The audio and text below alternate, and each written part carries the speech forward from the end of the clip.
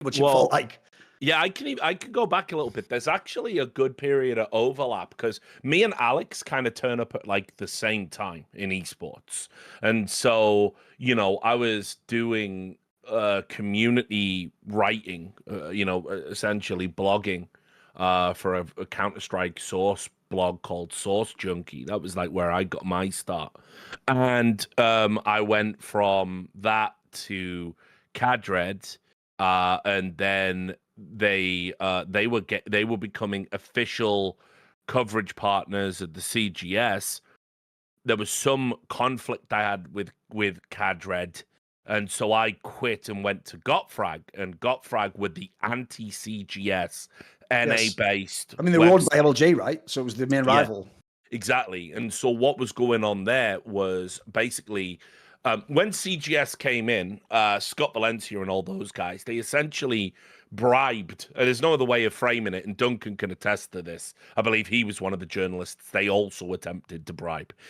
Basically, what they wanted was just positive coverage about the game. And so if you were an official coverage partner, then you essentially were given the envelopes of money. Slasher just made a joke about it on Twitter the other day. They were literally sort of paying you to be there to do coverage. And this was a time before anyone disclosed shit. Oh, of course, yeah. There wasn't even like Twitter, Yes. There's no public vector for you to disclose. It would have to be baked into the articles themselves. And so what I was already starting to get a reputation in 2006, 2007 as the iconoclastic guy. He was the guy who, I for example, went to do coverage at CGS. They relented and they gave Gotfrag the ability to go there. There was a UK-based event because two of the franchises were UK. I could go to these things and see behind the scenes, and I was reporting what I saw accurately, which is that a lot of these drafts were fixed. Now, I've got friends that still deny it to my face to this day. And it's just like politics. It's just one of those things where it's like, look, we're never going to agree, so let's not talk about it. But I mean, I saw on the ground floor sort of the construction of how everybody was working hand in glove at the CGS, which is relevant to EG. EG had been approached. EG had been sounded out about going there. Same as Fnatic, who were another big source brand, had been sounded out about going there. But they didn't like the deal that was on the table. And so CGS were fucking ruthless with people that didn't comply and didn't come along for the ride. So, for example, they made a point of like, one of the machinations was the Fnatic Dutch source team. They were like, you've got to break them apart. You can't have those five play together because then they'll just dominate because they're the best team in the world right now. Okay. So and also people will associate them tangentially with the Fnatic brand. So make sure we split them apart. And that's how you got, Dutch players playing with Fifth Lauren, who was like a franchise player, and they didn't vibe with each other at all. They actively disliked each other from the competitive scene before anything had sort of happened. So anyway, there was all that bullshit going on, and I was reporting it, but obviously this is where people started to threaten me and do all that stuff, and the wonderful world of esports was opened up to me. Now, all of this is relevant because, as Duncan rightly points out, during that time, it was actually a godsend for Alex Garfield. This was his fucking opportunity to essentially go and get everything that wasn't associated with CGS. And here's another thing that people won't remember. CGS actively lied about some of the sponsors on their website. They didn't have deals. They just put their logo there. And it was like just a sort of corporate phone call, like, do you mind? There was no money coming in off those sponsors. It had to be successful. I mean, understand that the building they built for it in Birmingham, Amiga sector, which was a Kazakhstani, like the guy was on like Interpol, one of the financiers for that was on like an Interpol most wanted list or something, right? and it was a series of Kazakhstan, which became the most famous person in esports at the time, in theory. Yeah, right. Well, I mean, Angel Munoz was still the godfather at this point. But anyway, so Amiga Sector is a series of LAN cafes in Kazakhstan. You can go look this up. Between the people at CGS and I think even Sujoy. Sujoy Roy, Oh. former Quake player, they'd managed to get this Kazakhstani guy to basically fund this building specifically for CGS on the proviso it's their business in the UK afterwards. But the problem was the business model for it could never work because it had to be, and I know because I ended up working there, it had to be 70% full 100% of the time. Which is impossible in the UK if you don't know. Like, we didn't have the Korean land culture thing. To break even. Right? To break even. That could never ever happen. Never happen. And also, I'm going to guess, probably wasn't cheap. It probably was like fucking, you had to pay a few quid an hour, right? No. So, I mean, look, so you had all of these issues. Like, the CGS looked like this big shining beacon. Everyone was finally getting salaries. Everything was good. But actually, there were a lot of people that weren't associated with it, didn't believe in the vision. And CGS was given $60 million by News Corp, the Murdoch's, company. And they said, that's going to last us 5 years, no problem. And they burned through it in basically 2.5 because they kept doing dumb stuff like having qualifiers in the Playboy Mansion or, hosting events in LA, inviting celebrities. We got cool pictures out of that. Yeah. And inviting celebrities to like the after party to tap them up for investment. While that happened, and this is why I quickly identified Alex Garfield early on as a nemesis, because what I saw him do was, first of all, efficiently ruthless. What Alex was famous for at this period was anytime a sponsor was going to go to an NACS team, or even in the aftermath of CGS, maybe go to Complexity or Call.cs as it was at that period of time because they didn't have the brand. What he would do is as soon as he heard that, let's, again, just pick a brand, a random, in fact, I won't pick a brand because it'd probably be a thing. But let's just say, like Fruity Loops, there you go. They've never sponsored an esports team, I don't think. But, as soon as he heard Fruity Loops were on the phone to Jason Lake, he would go with a full court press with the decks. By the way, they were one of the pioneers in that area too. People sponsor decks. I don't even think I'd really seen orgs send them out, but EG had some of the slickest fucking, PowerPoint presentations you ever did see, all professionally done. Because I think Alex studied like business at university. Makes sense. And so he was knocking it out the park. And so every time a sponsor had a verbal agreement with Jason Lake or Jason Bass, Complexity, or whoever else it was, he would get in there and he would snake it from them. And he'd snake players as well. Oh, you're on the market, are you? I can get you more money. What's really interesting about Alex Garfield and why I saw him very early on as like a nemesis that I wanted to stop was because he was using Robin Hood philosophy like out loud. He would say to players, I can get you a better deal. These guys don't care about you. I genuinely do. I'll get you more money. We're a player-centric org. These terms didn't exist in esports at this moment in time. You could be the best player, but it was still very much about the badge, personal brand. Yeah, maybe outside of some of the early days of Quake where, you got some headlines because you won a car or whatever the fuck it was. But ultimately, it was about playing for Four Kings or it was about playing for SK or, whoever it was. Personal brands didn't really matter as much. And so, anyway, he would go and say, like, we're a player-ran org, we're player-centric. We'll get you more deals, we'll cut you in. We can even, he started structuring bonus payments for deliverables.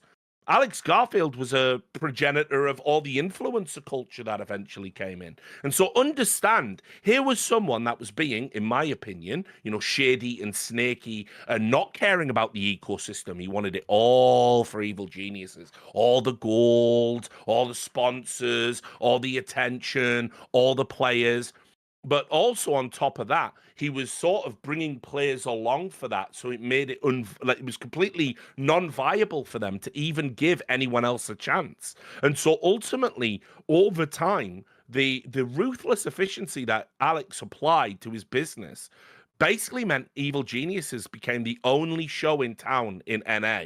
And obviously, that's fine when CGS exists, but when CGS collapses in 2008, technically 2008/2009, because of the subprime mortgage crisis, just fucking killed everything stone dead.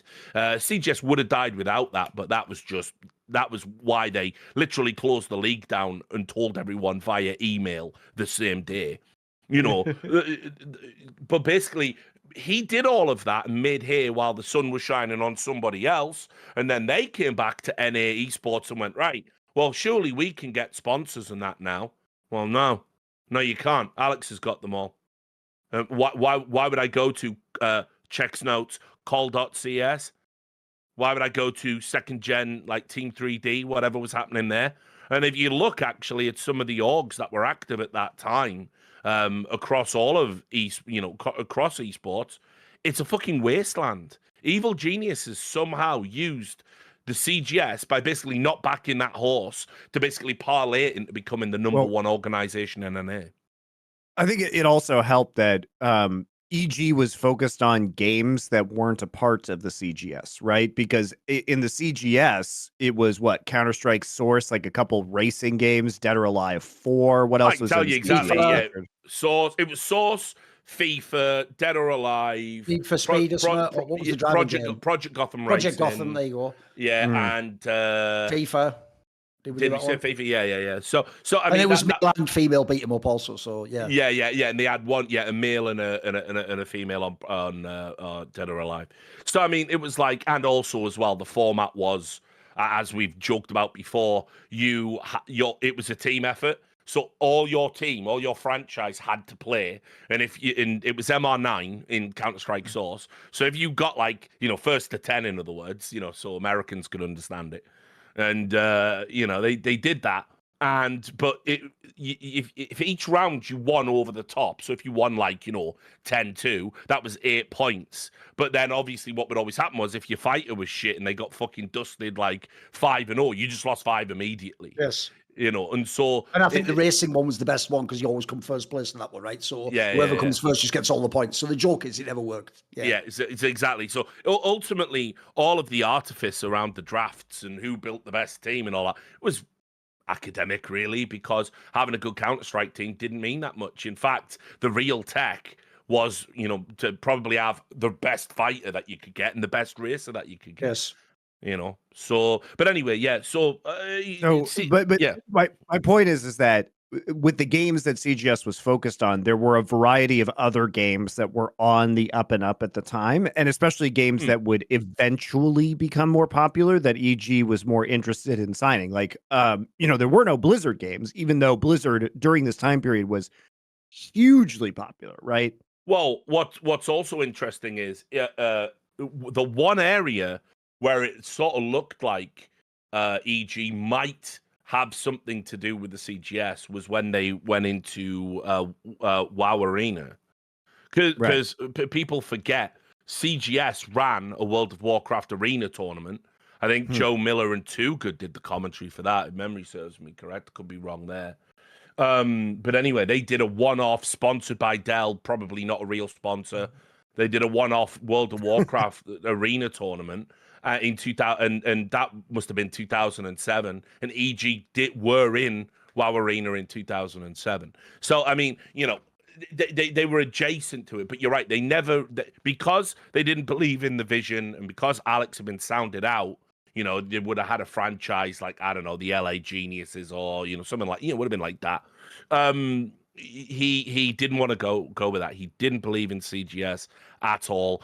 Certainly wasn't going to sell the brand, wasn't going to acquiesce to that agreement, which you had to do. You had to give the brand over as an asset. They paid you for it, and in exchange gave you a GM job. That was the deal. And Richard, wasn't it true that there was there was a time where there was a clawback of the brands after CGS shut They just down, gave someone back, I believe. I think they just gave Jason his back, for example, because they didn't. Well, no, he did have to sue them. Okay. Well, not sue them. It's like, it's not probate. That's like when someone's dead, but there's a word for it. Basically, the company wasn't technically dead. CGS and got transferred over to the owners of the new CPL, and then it got transferred to something called Wulong Holdings, and it was just all being moved around. Well, and found the alien later on, centuries later from now. Yeah, the Leyland Yutani, it was all there, and look, they Wayland Yutani, I should say. But anyway, they basically owned all the assets, and that included Complexity, and I imagine for a time as well the 3D brand, New York brand, or whatever, yeah, brand as well. But anyway, Jason went through the courts to basically get it back. He got it back for $1,000. I've always lied and said he got it back for $1, but it actually was 1,000. But may as well be $1, right? So I mean, he keeps paying more and more to get complexity back. It's crazy. I know 10 million is a bit much more than 1,000. But yeah, so I mean that was why Alex had sort of completely rejected the idea of the CGS, because obviously Alex, as I said, he's a ruthless motherfucker at this period of time, and as we'll get to as well, hilariously over the top with the PR it's hilarious. stuff. Yes. Yeah, that was he was almost Vince McMahon at one point in time for real, but he was real though. He was ruthless, he was ruthless behind the scenes, but he was also very sanctimonious and pious in public with his statements, which made it made me fascinated with him. Like, I was like, okay, this is the kind of new breed of like slick huckster we're gonna have in esports, and I'm gonna watch this guy very, very closely because I think he's gonna be up to no good. And as it happened, he did do a few things I disagree with, but obviously compared to what we deal with now on a daily basis, absolutely, it's absolutely nothing. But my point to bringing that up is like there was also a time after the CGS collapse where the other big name teams in that time period couldn't actually compete for sponsorships because they were still trying to work out their extrication from CGS. And think about what Richard said, that they're also not only, Monte, going from being in a system where you're essentially like an NFL franchise, so you're just doing the sports part of it, like making your team, to like not only have you been told tomorrow, like right back into the open market, but then also not only is the other guy scooped all the sponsors using, by the way, more advanced methods than you, like Richard said, like actually looking professional, but even worse, you're now doing it when the subprime mortgage has just hit. And just like right now, when esports winter happens, every dollar that could be wasted on stupid video games isn't there anymore. So it's the worst time ever to try and like start from zero against this guy. And I've got a quick other anecdote I can tell people here because it's another oral history, but it's actually quite significant because it'll show you why the story, the prettiest way, this episode really is Alex Garfield. It's not really about Evil Geniuses, like I told you. Evil Geniuses was a small Canadian Quake team and then a small Canadian Counter-Strike team. And then basically Alex Garfield is the reason this becomes an interesting story. And the reason why I've set him up as a Mark Zuckerberg / Steve Jobs / Elon Musk-esque figure is because that really is what kind of a person he was and how he just cut through this industry like the cliched hot knife through fucking butter. Because one of the details people don't know, this is why, even though now the joke is even fucking Nicola Nyholm seems interesting compared to the boring faceless wankers that run like EFG, for example. The reason why actually Nicola Nyholm was never that impressive to me, homie, is because you were just the fucking shitty remix of Alex Garfield. Because I'm going to tell you a story right now. A lot of people sadly don't even know the story about Nicola Nyholm, but Richard reported it all. Basically, Nicola Nyholm wanted, cleverly, at a time when it was possible, to own everything. He wanted it to be where he had the tournament organizer, Refresh, running Blast, and then in Blast, there would be his team, Astralis, and then his other team, Heroic, and then another team he helped fund, Godsend, and all these orgs, eventually, the joke was one day, maybe even like, let's just say, let's put it on the table as a crazy idea, maybe the SKs and MIBRs of the world one day sell their orgs, and suddenly, those little Blast events, guys, that were like 6 teams, maybe they're just all owned by the same people, and then you've got a completely sealed off ecosystem that's just Nicola Nyholm world, and we just get to live in it, and he has the teams, the organizer, and then the joke is, I imagine you probably get a vetting sponsor at one point in time, you make your own little like fucked up, like remember when the American Black Mirror one started, you all love that episode where he goes and buzz like Captain Kirk and he can just abuse all those people in his fantasy world. That's what Nicola Nyholm wanted, his own little fucking god domain where he could do it. Basically, the joke is Alex Garfield ran that script fucking literally like 7 years earlier, mate. Because Alex Garfield during CGS also had a very interesting pivot, Monty, that almost worked, but the key word is only almost, which is when this era of CGS happened, the reason Alex Garfield had this window was because he came from Counter-Strike. And in Counter-Strike, as you're pointing out, out. They stupidly chose, because they asked Valve to go with Source as the game for CGS. And in doing so, this is one of the biggest fumbles ever. You left the game people actually considered the better and more popular game, CS 1.6, available to be played. And Valve obviously didn't say it. CGS could do it. In fact, Valve even told CGS, you can't have a license for 1.6. It has to only be Source, because supposedly loads of the players and teams like Torbot did push back and say, just do 1.6 and we'll all join the league. So basically, what Alex Garfield identified was, wait a minute, so my actual game that I've succeeded from is a game that's essentially old, and it's not going to be supported by the developer, but the developer's supporting this game's Source that no one likes. So his genius eureka moment was, he was one of the people who funded CS Pro Mod.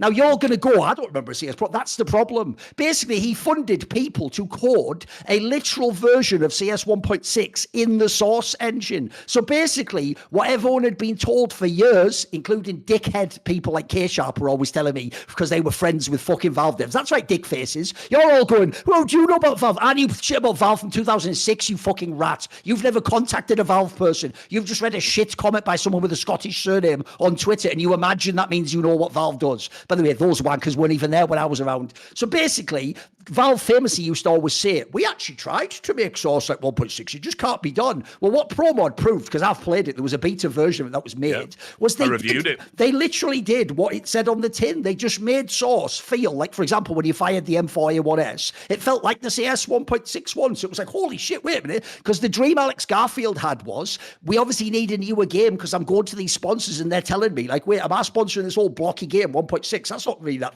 what about Call of Duty? What about all the graphics? So his idea was, why don't we basically have a version that I'm going to control? I'm going to be the owner of the new version of Counter-Strike, and we're all competitively going to play it. But unfortunately for him, one, it took way too many years, because he actually was too ruthless. And I've heard shit, by the way, some hilarious shit behind the scenes in the fumble of this back. Like, they could have had a version made that would have been complete like 3 or 4 years early, but they did stupid stuff like tell the developer guy or the coder, like, yeah, you don't get any of the fucking profits. So then they would just be like, well, I'm off then, see you. And they'd have to keep starting over with dev heads or some shit like that. And so the joke is, by the end, it didn't matter, because CSGO itself came out in 2012 and they just took too long with this project. And then also what they missed was, and I don't blame Alex Garfield because no one knew this at the time, but at the time, the reason why it seemed like a clever idea was all of esports was grassroots created, as in it began with grassroots games that had massive player bases, and then tournaments did literally come from local LAN scenes. Things like even MLG guys came from local LAN circuits that built out and knew things like, I've got a cheaper route of people, I can go to this place in the Midwest instead of LA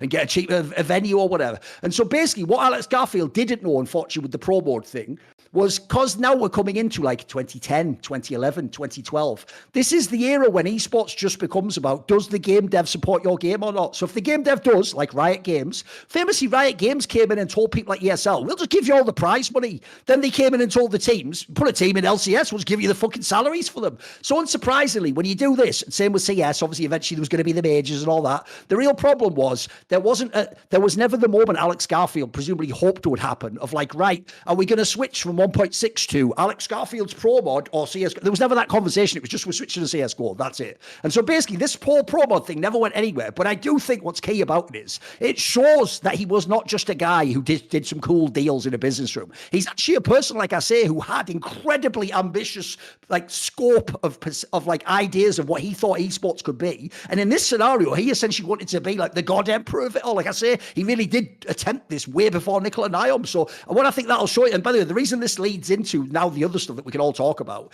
is, if people don't know that thing Richard just said there about how he had all the sponsors, people need to know one of the biggest pull your dick out and slap your opponent in the face with it and he can't do anything and then you put your dick away again is when he created Alliance. Guys, that is the biggest flex in the history of esports, because what Alliance was this. It was pretended that it was a totally separate org based in Europe and run by people I think Milk or something, the Dota player, right? But the reality of the org was Alex Garfield had completed nightmare mode of getting sponsors in NA to the extent he couldn't fit more sponsors into fucking EG. So instead of, whereas 10 years earlier, Torpal did that with 3D and went, right, well, I haven't got any more spots on my org, so I guess, you know what, fuck it, I'll even even introduce you to some of my rivals like United 5. Why don't you sponsor them? Instead, Alex Garfield goes, oh, you have more sponsorship money. Well, it just so happens someone who isn't me has a second team in Europe, and the joke is he just got them to sponsor 2 teams that were both his. And you remember, are you ready for the punchline, guys? With each org, he then won TI. Mic drop. At that point, by the way, he never had to do another thing in esports ever, and he just fucking like completed the game and swagged on everyone. So that gives you a sense of who this guy was. Because notice what I did there. I didn't paint it all that was all great stuff. But like Richard says, you can't argue with what the guy was trying to do, though. That's some gangster shit. Like if this is the Wolf of Wall Street with Martin Scorsese, you would all be loving this fucking character right now. You'd be like, I can't wait until he does the drug bender. But this is the shit right now. I'm loving the ascension.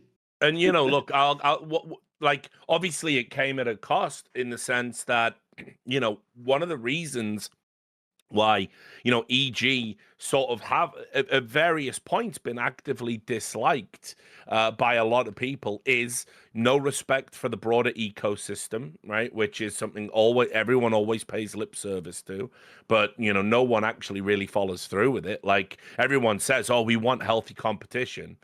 As long as we can be at the top of it, of course. And so, you know, there was that aspect. But I'll give you another, you know, story from back in the day. This is like 2010.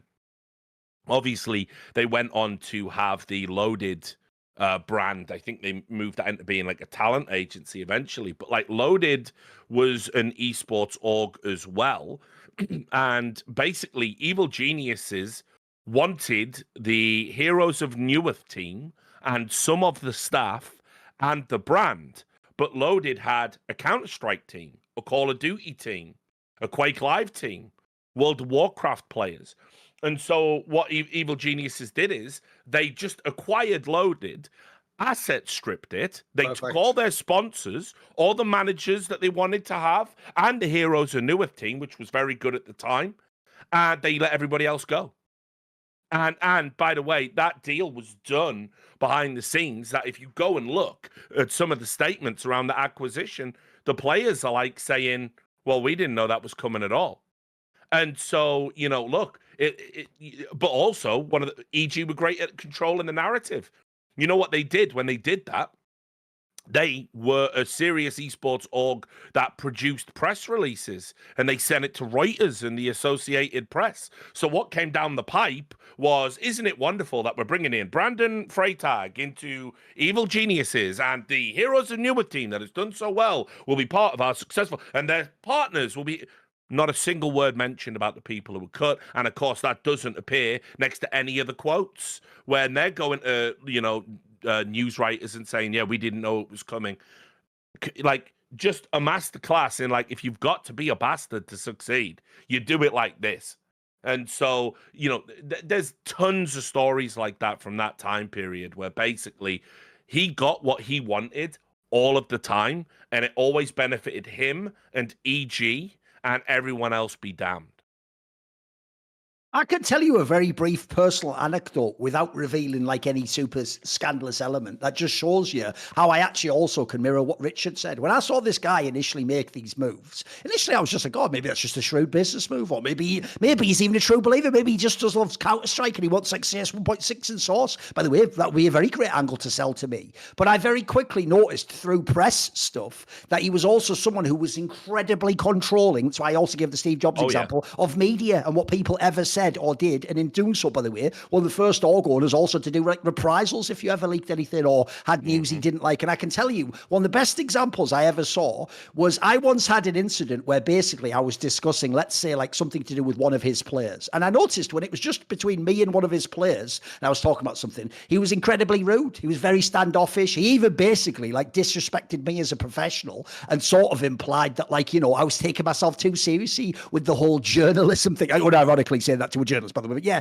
you're taking it a bit seriously with this whole journalism thing. You're not, what, you think you're a real journalist? And then here's the joke. About a year later, without saying details, he wanted to actually hire me as the head of his website. And I just noticed when that conversation was like talking to a different person, because what he did, and this just gave me the insight into who this guy is, he flipped that fucking charisma switch that only certain people have in esports. I've always said Fallen's one of them. The certain Taz is one of them. When they flip that switch, you can see why they've been so successful, because their charisma is like a social superpower. Like suddenly you feel valued by them and you feel like what they're saying is so true. And wow, they're so passionate and they really seem to get you. And what I realized was, holy fuck, this is what this guy does. The thing with this guy is it's like some sort of a fucking like superhero character where like the aura has like a distance. He has to get you in a room. If he gets you in a room and you sat in front of him and he can look you one-on-one and talk to you, he'll get the tractor beam on you, mate. It'll work. And all I'll say is this. I think actually the shrewdest thing Alex Garfield ever did compared to every other org owner is every other org owner on some level still didn't understand how media and sponsorships work and still thought that your best chance to get money as an org is for the player to win the world championship. Whereas Alex Garfield was smart enough to know, look, you try to win the world championship if you've got the best players, but the actual best thing you can do is make your players stars, whether they're last place or first. And so one of his things, you'll know this, Monty, is he was one of the first people ever to demand that every top player hit their streaming hours. He would structure your contract that way. You know my boy Naniwa, who was mates with me. Naniwa would complain publicly that, oh, you're fucking finding my salary. And I would tell him, it's in your contract that you have to do X amount of hours a week, you idiot. And you didn't do it. And he'd be telling me, my mate, like, but I came fourth at the MLG. And I was like, they don't care. I said, Alex Garfield doesn't give a monkeys about that, mate. I said, you could have won that MLG. He wants you to hit the 40 hours streaming or whatever it was per week. Obviously, it would be 40, maybe a month, 40 a month, right? The reason he wants you to hit that, mate, is because that's what he's selling to the sponsor. He's not selling you coming fourth at MLG. He's selling that he will guarantee a famous player like Nanawa, a famous player like Hawk, a famous player like Idra, Jadong. They will be on stream at these times with your sponsor brand, and they will be playing even in EG sponsored. There's another thing he pioneered, by the way. This is how smart Alex Garfield is, right? Alex Garfield realized that, you know how we all make fun of grifters where they'll take like a fake esports accomplishment and pretend it's something massive. People don't know that orcs did that for like 10 plus years. So what Alex Garfield realized is, you know, when we all made fun of Nicola Point Jameson for going on that interview recently and the graphic came up and it said they'd won like, I don't know, 118 tournaments or something, and we all laugh. The joke is Alex Garfield's the reason the numbers pumped up, guys, because he figured out quite early on, wait a minute, if actually I have Idra and Huck but they don't win MLG, well, the guy who's at this fucking like generalized sponsor for Lifestyle brand, he doesn't even know what MLG is. So why don't I just have 4 competitions that are by my sponsor that's an 8-player cop where it's like Idra, Huck, and then 3 players from Complexity and then 1 guy from Vortex Gaming or something. And then basically when then Idra wins that, I go, another cup for EG from Idra. And then the joke is you just sex it up, don't you? So this guy basically understood media and what fucking sponsors want. And that is no mean feat, by the way, because when we're talking now, like, remember, you always have to put people in their era. Whoever's like second place in this discussion is miles behind. Like, I don't even know who would be second place is the joke. Like, this is before, remember, the Reggies and TSM and the FaZe people. Like, the joke is this guy really was just light years ahead of some of this shit. That's why in some ways he got to be a bit Machiavellian with it too, because he just had that power. Yeah.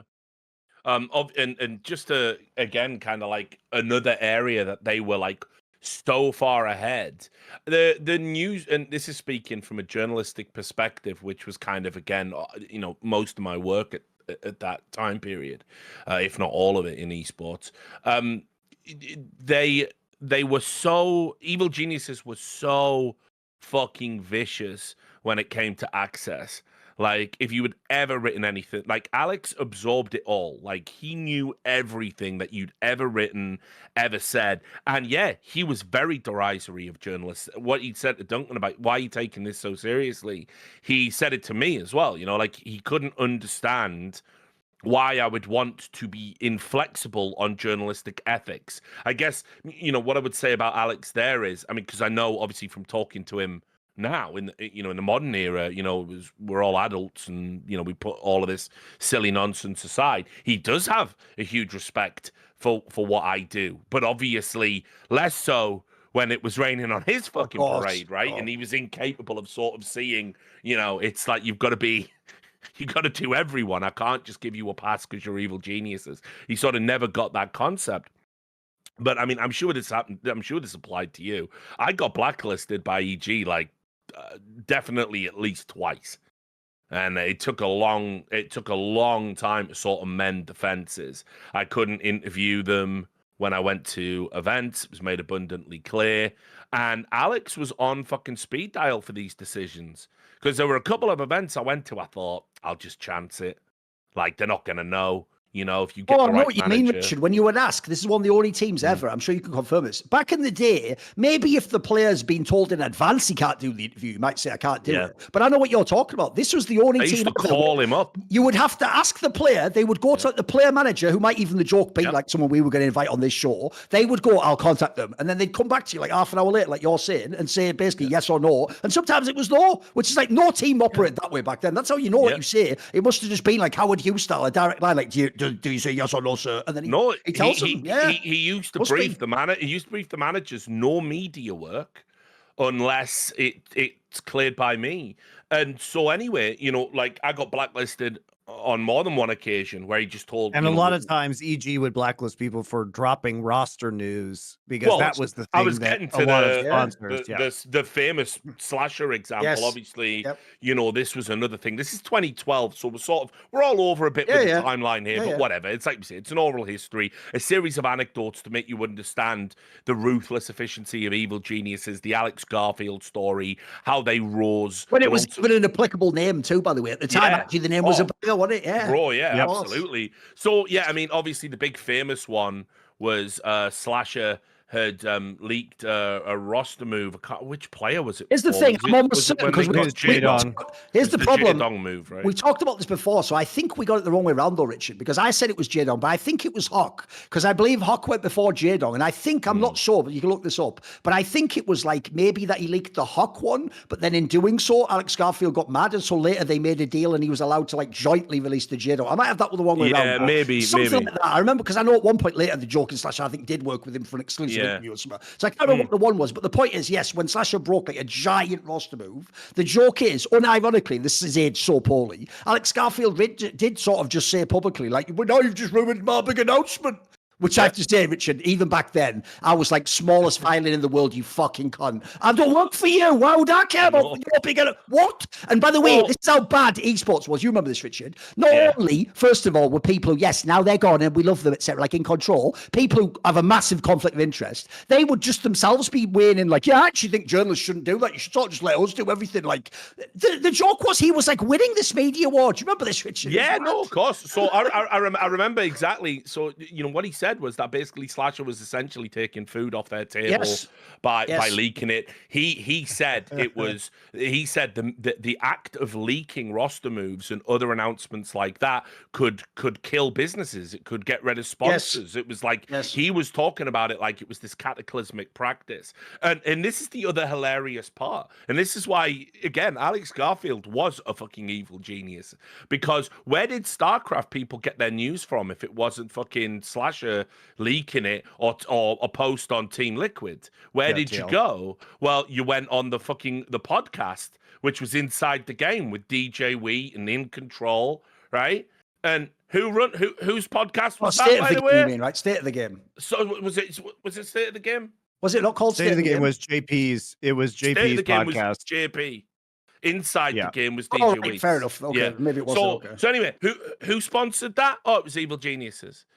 And so there was basically, if you wanted to kind of even get a response out in the kind of like, you know, media sphere, you were ultimately having to play ball with Alex Garfield. In fact, on Inside the Game, there is an episode where Slasher and Alex Garfield had a head-to-head Frost Nixon-esque debate, refereed by DJ Wheat, I think, who obviously is at that point in time, love you, Marcus, a paid shill, right? So, and like you said, because Slasher was considered an arsehole and Alex Garfield was considered whiny. I will say Slasher was the premier journalist at the time in esports, especially brand-wise. He was the number obviously one, he was universally despised, like you always are when you get to that period. Yeah. See more cool, funny, interesting clips based on topics from my content? Well, subscribe to this channel then, or, you know, be a pleb and don't.